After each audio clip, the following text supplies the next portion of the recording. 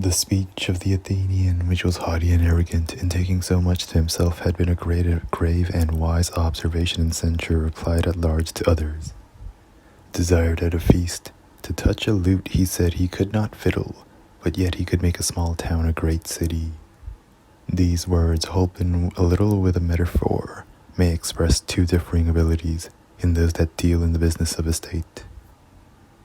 For if a true survey be taken of counsellors and statesmen, there may be found, though rarely, those which can make a small state great, and yet cannot fiddle, as on the other side there will be found a great many that can fiddle very cunningly, but yet are so far from being able to make a small state great, as their gift lieth the other way, to bring a great and flourishing estate to ruin and decay.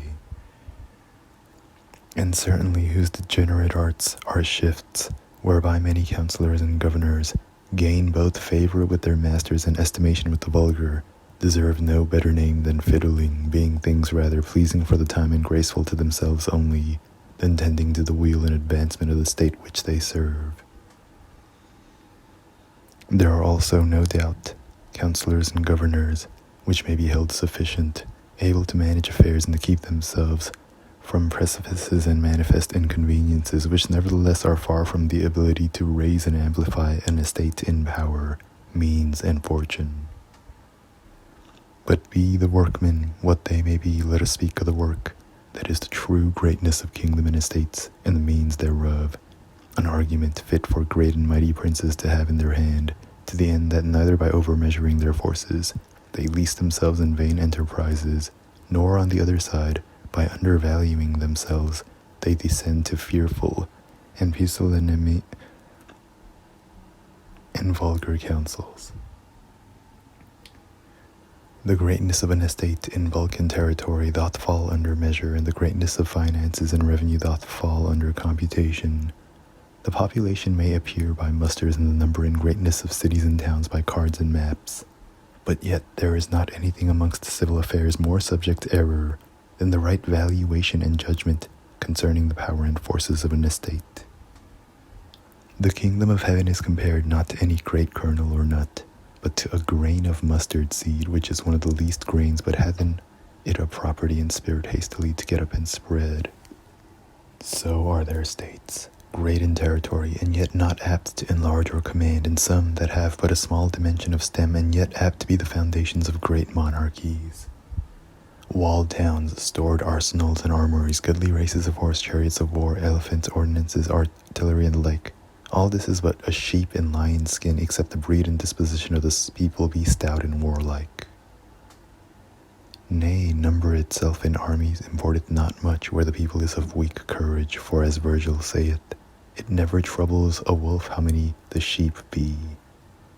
The army of the Persians in the plains of Arbela was such a vast sea of people, as it did somewhat astonish the commanders in Alexander's army, who came to him therefore and wished him to set upon them by night, and he answered, he would not pilfer the victory. And the defeat was easy. When the Armenian, being encamped upon a hill with 400,000 men, discovered the army of the Romans, being not above 14,000, marching toward him, he made himself merry with it, and said, yonder men are too many for an embassage, and too few for a fight. But before the sun set he found them enough to give him chase with infinite slaughter. Many are the examples of the great odds between number and courage, so that a man may truly make a judgment that the principal point of greatness in any state is to have a race of military men. Neither is the money the sinews of war, as it is trivially said, where the sinews of men's arms in base and effeminate people are failing. For Solon said well to Cretius when in ostentation he showed him his gold, Sir, if any other come that hath better iron than you, he will be master of all this gold. Therefore let any prince or state think solely of his forces, except his militia of natives be of good and valiant soldiers. And let princes on the other side, that have subjects of martial disposition, know their own strength, unless they be otherwise wanting unto themselves. As for mercenaries, which is the help in this case, all examples show that whatsoever estate or prince doth rest upon them, He may spread his feathers for a time, but he will mew them soon after. The blessing of Judah and Issachar will never meet, that the same people or nation should both be lion's whelp and the ass between burdens, neither will it be that a people overlaid with taxes should ever become valiant and martial. It is true that taxes levied by consent of the estate do abate men's courage less, as it hath been notably seen in the exercises of the Low Countries and in some degrees in the subsidiaries of England. For you may note that we speak now of the heart and not of the purse, so that although the same tribute and tax, laid by consent or by imposing, be all to the one purse, yet it works very diversely upon the courage. So that you may conclude that no people overcharged with tribute is fit for empire. Let states that aim at greatness take heed how their nobility and gentlemen do multiply too fast, for that maketh the common subject grow to be a peasant and base swain, driven out of heart and in effect but the gentleman's labourer. Even as you may see in coppice woods, if you leave your stables too thick, you shall never have clean underwood with shrubs and bushes. So in countries, if the gentlemen be too many, the commons will be base, and you will bring it to that not the 100 pole will be fit for an helmet, except as to the infantry, which is the nerve of an army, and so there will be a great population and little strength. This which I speak of has nowhere been better seen by comparing England and France, where England, though far less in territory and population, hath been nevertheless an overmatch in regard. The middle people of England do make good soldiers, which the peasants of France do not. And herein the device of King Henry VII was profound and admirable in making farms and houses of husbandry of a standard that is maintained with such a proportion of land unto them as may breed a subject to live in convenient plenty and no servile condition, and to keep the plough in the hands of the owners and not mere hirelings. And thus you shall attain to Virgil's character, which he gives to ancient Italy, terra potens armis atque ubere glebe. Neither is the state, which for anything I know is anything peculiar to England and hardly to be found anywhere else except perhaps in Poland, to be passed over. I mean the state of free servants and attendants upon noblemen and gentlemen, which are no way inferior unto the yeomanry for arms. And therefore out of all questions, the splendor and magnificence and great revenues and hospitality of noblemen and gentlemen received unto custom doth much conduce unto martial greatness. Whereas, on the other hand, the close and reserved living of noblemen and gentlemen causeth a penury of military forces. By all means it is to be procured that the trunk of Nebuchadnezzar's tree of monarchy be great enough to bear the branches and the boughs, that is, that the natural subject of the crown or state bear a sufficient proportion to the stranger subject that they govern.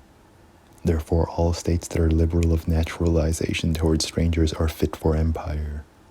For to think that an handful of people can, with the greatest courage and policy in the world, embrace too large extent of dominion, it may hold for a time, but it will fail suddenly. The Spartans were a nice people in point of naturalization, whereby, while they kept their compass, they stood firm, but when they did spread, and their boughs were becoming too great for their stem, they became a windfall upon the sudden.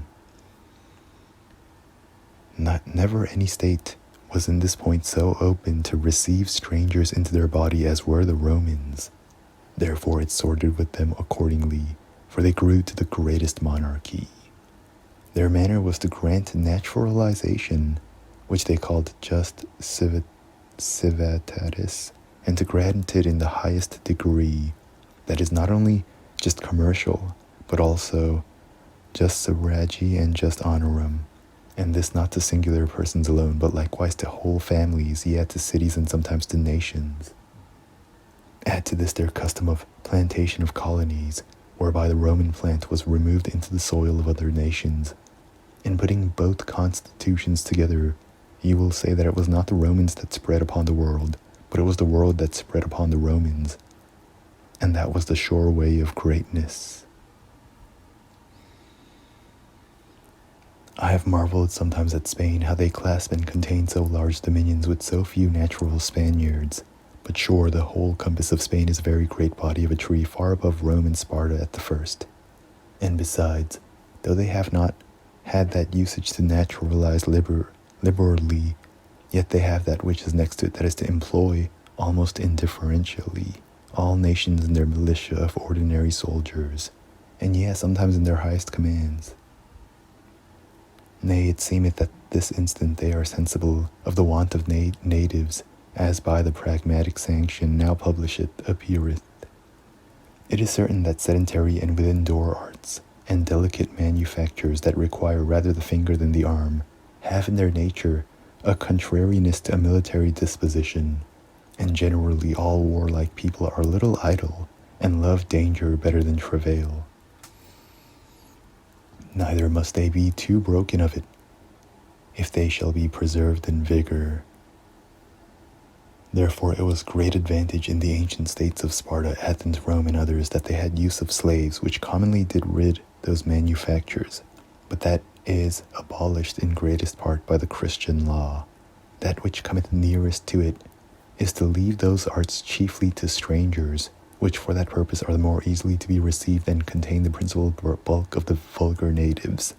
Within those three kinds, tillers of the ground, free servants, and craftsmen of strong and manly arts, such as smiths, masons, carpenters, not reckoning professed soldiers. But above all, for empire and greatness it imported most that a nation do profess arms as their principal honor, study, and occupation. For things which we formerly have spoken of are but habituations towards arms, and what is habituation without intention and act? Romulus, after his death, sent a present to the Romans, that above all they should intend arms, and then that they should prove the greatest empire of the world. The fabric of the state of Sparta was wholly, though not wisely, framed and composed, to that scope and end. The Persians and Macedonians had it for a flash. The Gauls, Germans, Goths, Saxons, Normans, and the others had it for a time. The Turks have it to this day, although in great decline. Of Christian Europe, they that have it are in effect only the Spaniards. But it is plain that every man profited in that he most intended, that it needed not to be stood upon. It is enough to point at it that no nation which doth not directly profess arms may look to have greatness fall into their mouths. On the other side, it is a most certain oracle of time, and that those states that continue long in the profession, as the Romans and Turks, principally have done do wonders. And those that have professed arms but for an age, have notwithstanding commonly attained that greatness in that age, which maintained them long after, when their profession and exercise of arms had grown to decay.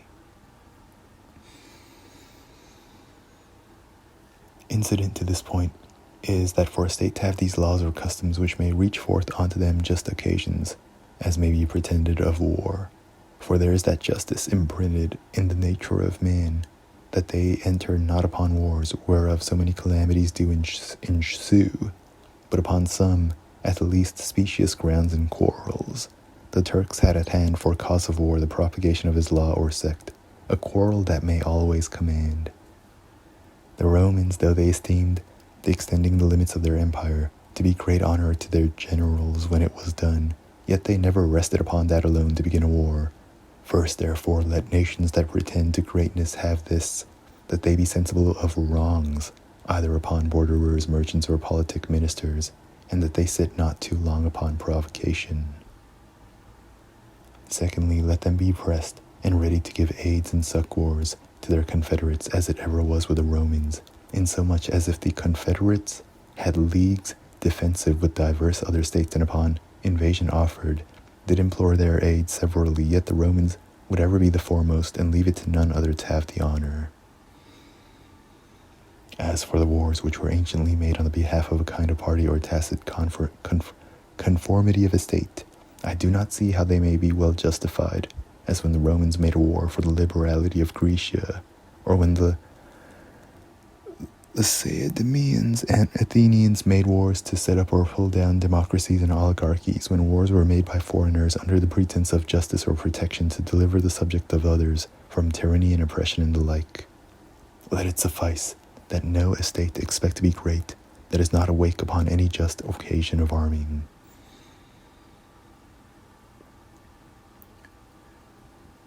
No body can be healthful without exercise, neither natural body nor politic, and certainly to a kingdom or a state, a just and honorable war is the true exercise. A civil war, indeed, is like heat of a fever, but a foreign war is like the heat of exercise and serve it to keep the body in health. For in a slothful peace both courages will effeminate and manners corrupt.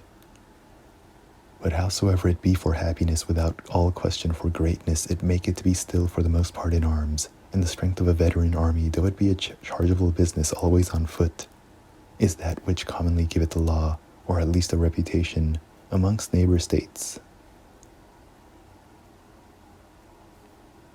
To be master of the sea is an abridgment of a monarchy. Cicero, writing to Atticus, his preparation against Caesar, saith, Concilium Pompei plain, Temisclem est putat enim qui mari politer, rerum potiri, and without any doubt, Pompey had tired out Caesar, if upon much vain confidence he had not left that way. We see the great effects of battles by sea. The Battle of Actium decided the greatest empire of the world. The Battle of Lepanto arrested the greatness of the Turk, and so on, where sea fights were final to rest upon the war. But this is when princes or states have set upon their rest upon battles. But this is certain, that he that commands the sea is at great liberty, and may take as much or as little of the war as he will, whereas those that be strongest by land are many times nevertheless in great straits. Surely at this day, with us of Europe, the vantage of strength at sea, which is one of the principal dowries of the kingdom of Great Britain, is great, because most of the kingdom of Europe is not merely inland, but girt with sea most part of their compass, and because the wealth of both Indies seem in great part but an accessory to the command of the seas. The wars of latter ages seem to be made dark in respect to the glory and honor which were reflected upon men from the wars in ancient times. There be for now for martial encouragement some degrees and orders of chivalry, which nevertheless are conferred promiscuously upon soldiers and no soldiers, and some remembrance perhaps upon the regulars, and some hospitals for maimed soldiers and the like. But in ancient times the trophies erected in the place of the victory, the funeral laudatories and monuments for those that died in the wars, and the crowns and garlands personal, the style of the emperor which made the great kings of the world after borrowed, the triumphs of the generals upon their return, the great donatives and largesses upon the disbanding of the armies, were things to inflame all men's courages. But above all, that of the triumph amongst the Romans was not pageants or gaudery, but one of the wisest and noblest institutions that ever was. For it contained three things: honor to the generals, riches to the treasury out of the spoils, and donatives to the army. But that honor, perhaps, were not fit for monarchies, except it be in the person of the monarch himself or his sons, as it came to pass in the time of the Roman emperors, who did impropriate the actual triumphs to themselves and for their sons, for such wars as they did achieve in person, and left only, for wars achieved by subjects, some triumphant garments and ensigns to the general. To conclude, no man can by care taking, as the scripture saith, add a cubit to his stature, in this little model of a man's body, but in the great frame of kingdoms and estates. It is in the power of princes or estates to add amplitude and greatness to their kingdoms, for by introducing such ordinances and constitutions and customs as we have now touched, they may sow greatness to their posterity and succession. But these things are commonly not observed, but left to take their chance.